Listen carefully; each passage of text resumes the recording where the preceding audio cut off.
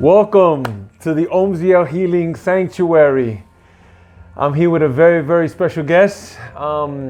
He's coming from a long distance and he's got many things to share. So please just give him a moment of your time and see what he's got to say. I'll let him introduce himself for himself. Thank you, Omar. My name is Garces. It's a pleasure to be here.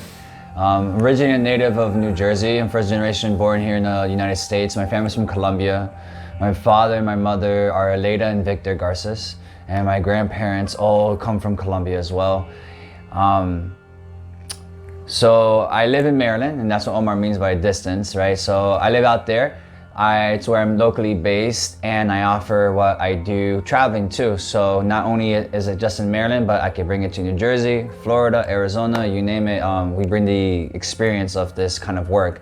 So, I am a yoga, Reiki, breathwork, and sound alchemist practitioner. And the reason I like to say alchemist is because it's allowing us to change this chemistry, right? The chemistry of what is our body, our chemical makeup. And so these tools help us achieve these different states or meditative states or a more peaceful, relaxed state. Been doing this now since 2017. I got my yoga certification then at Integral Yoga Institution in Fair Lawn, New Jersey. And I started doing what's called Hatha Yoga, or also called Integral Yoga, which is in the root basis of Hatha. Integral because it's not just about movement. Yoga is so much more. It's the breath, it's the watching of the mind, it's the observing of the thoughts, the body, and coming to a very meditative state. This class focuses on that. 2019 comes around, I started doing sound healing once I came into my own flute.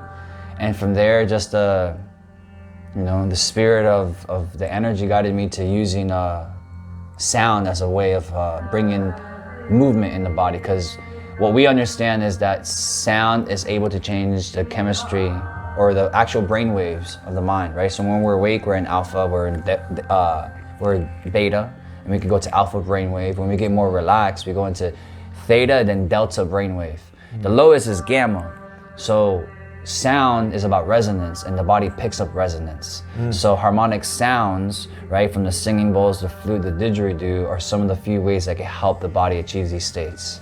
Yeah, so it makes me think about they have discovered ancient temples and ancient caves that were used, they know, for sound acoustics in healing modalities. So maybe you can tell us, how did you get into this type of healing modalities? So around 2014, I finished my 4 years in the service. I was in the Marine Corps. I served as a 0311, an infantryman. And after I came out, most veterans, especially coming back from service or after combat, are dealing with issues internally. And I practiced martial arts for most of my life, and not is it just a physical thing, but there's more deeper stuff. So that's why I went to yoga. I learned the art of combat, the fire, but I needed to learn how to breathe and how to flow, to be like more soft, like air or water. So these certain practices going into yoga started helping me, my body, my mind. I used to be in a point and place where I wasn't happy. I was, drinking and all these other things and smoking cigarettes. And with certain practices and certain things that have helped change, it's helped me, change my perspective on myself in life and how I live a more conscious, healthier life, But it's always a continuous practice, not just on the mat, but off the mat. For sure. And when you get into sound, the study of cymatics is the study of vibration. And there was a study that was done where a gentleman, I can't remember his name offhand, but he placed sand on a very thin sheet of metal and then struck it with a violin. Yeah, it was first done by a German scientist exactly, back in the German scientist, right. 1600s. And just with the violin bow, it started changing pitch. And now with the technology we have, we can put a speaker under that plate and you can change frequencies from low tones to high tones, and the sand becomes more complex. And they noticed that those particular patterns that were showing up were the same ones in nature. Yeah. Like in the sunflower, in the tortoise shell back and things. That's why people believe that we're just vibration. We're just a manifestation of that frequency. So like when I think of God, when you study the ancient texts, God is much more like a vibrational frequency, rather than a gentleman sitting on a chair with a long beard. Yeah. Like that. So, in some of the sessions that you provide, like maybe you can tell me one of the most, or some of the interesting sessions that you've had with clients and people and stuff like that. Some of the things that are always interesting to see people go through, whether it's, I've worked with patients in rehab where I worked for the past year up to COVID, and then I've worked with veterans, with different people, and it's the most interesting thing is witnessing people witness themselves, because they never had an opportunity to be in this kind of state without some type of outer experience, like from the body, like a threat, a danger, a car accident. That's why there's that thing called an outer body experience, because something from the exterior has threatened you enough to release these chemicals in your body and to feel this fight or flight. But what we're activating when we're doing breath work, when we're going through sound, is that we're activating ourselves to go into the parasympathetic system. So that's how you help people go deep. So in that deep state, people cry, people laugh, people release, fall asleep. It's an awesome thing because it's a psychedelic experience without the psychedelics. Like that's what certain things have taught me, like going through sweat lodges or like medicine circles or drum circles. Like I've learned that like we are the medicine, and like that's why I focus on sound, breath, and yoga. Yeah, I do know that with sound, because we do lots of breath work here, and people get into all kinds of different states, and they tend to see, you know, geometrical shapes, sacred patterns, colors, you know, show up. And it's interesting just with the breath alone, like it's so simple, but it's such a powerful tool that's just sitting right below your nose. You know, we usually just breathe shallow, and the breath is I know that in Buddhism, that is the basic tenement, is just pay attention to your breath, and it leads to different doors to be open and stuff like that.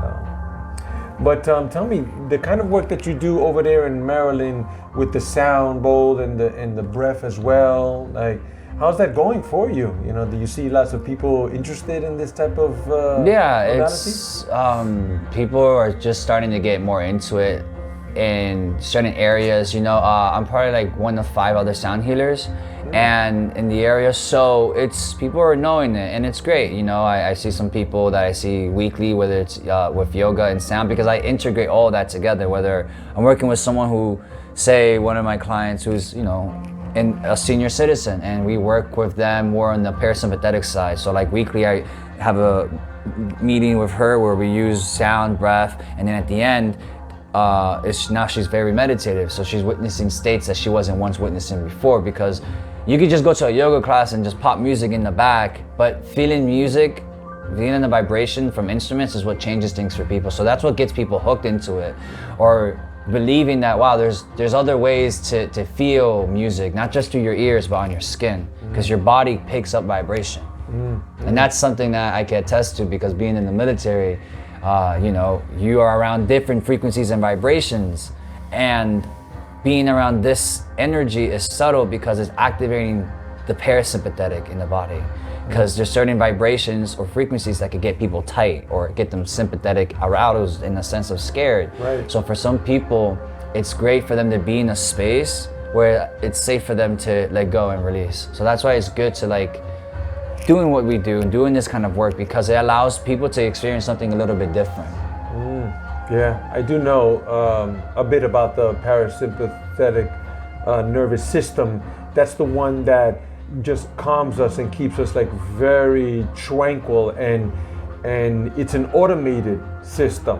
It's just like it's just like breathing or your heartbeat or digesting, you know, things in your body. Those things are automated, and modern day scientists are just catching up to the ancient people, and as well as people who already knew that type of information. But mainstream, let me say it like that, mainstream scientists are just, you know, catching up to speed and finding out that we can tap into those, you know, automated systems. We can regulate them and change them and stuff like that. And other people have made these type of things very popular, but these are very ancient and old methods. Even in the Himalayas, I know that the monks there, they just go with the breath and tap into the deeper parts of their brain, and then they go out from the temple into the mountain, freezing cold, blizzard-like conditions, with a wet towel on top of them, and then they just regulate the heat and send heat on their body and dry the towel, and that's when they go back into the temple.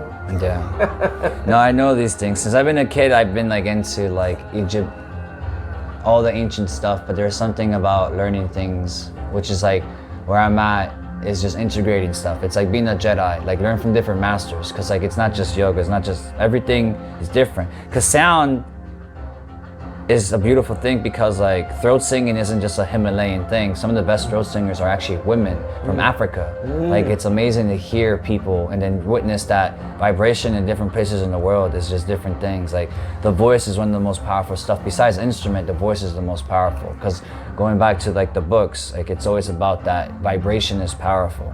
Like speaking of vibration is powerful. The beginning was the word, and the word was with God, and the word was let there be light. Right? So like vibration is everything. And the beautiful thing is that what quantum physicists understand now is what sages, shamans, and seers and yogis have understood for millennia, is that everything is a vibration, everything is a frequency. Right, everything's moving. They said that, worlds within worlds within worlds. Yep, I know, that's beautiful. And the Bhagavad Gita is something that's beautiful, because it allows us to be illuminated, to understand like there is this world, there is a battlefield, but there's something that is happening within the worlds within you, meaning like the cells. We have 70 trillion cells that make up us, that are us. Right. Every cell is part of that organization or that organism, right? It's what makes that up. Every human on the planet is like a cell, and the world is an organism. So if we can raise every vibration of our own, we raise the whole vibration of the organism, which is the planet. Right. Sure, there are some things that I have read about vibration and ancient Egypt, which was Kemet, was the real name of it before.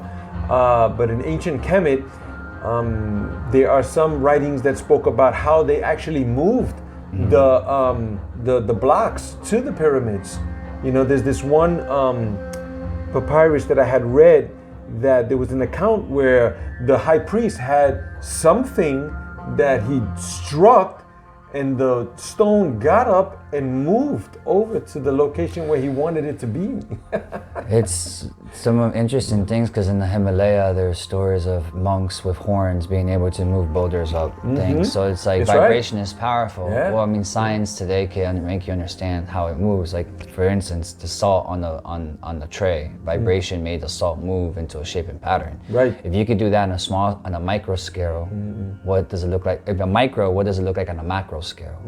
So like, I mean, vibration can be felt. I mean, in the military right now, they use literally things that can use sonic waves, pressure. So vibration is a sense how you can use to harm, but you can also use it to heal. Right. So like, we need to understand that there's other ways to heal, and frequency. So like studies with cancer, like tumors are being shrunk with certain frequencies. One of several ways of removing kidney stones or passing kidney stones is frequencies at sonic pitches would be amplified through speaker in the body of water. In that tub, because your body is 80% water, that wave is going to be received or resonated in the body, and so it's going to help vibrate something and break that up. So it helps it dissolve and pass through.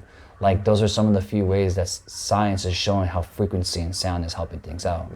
Nikola Tesla says something in the sense that to understand the secrets of the universe, think of the terms of sound, vibration, and frequency. Right. Like, I love that. That is just, I love that. Is the meaning. The other one he said too that makes me often think of him too, because he's one of my heroes, is he says that if people just understood, the meaning of the number 3, 6, and 9, they would unlock the universe and they would know it. He was just getting information from who knows where, man. He's a mystique first and then a scientist second, just like everybody else, like Albert Einstein. All the greats of the greats, they're all mystiques first. That's right. If you study with their writings, they tell you it's there. That's right. Yeah. They like to tell you it's something different, but That's for the other guys. So why don't you tell people where they could find you?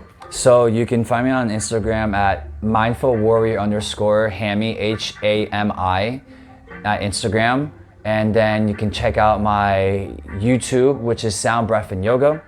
And you can also find me on Facebook at HamiltonGarces.com. And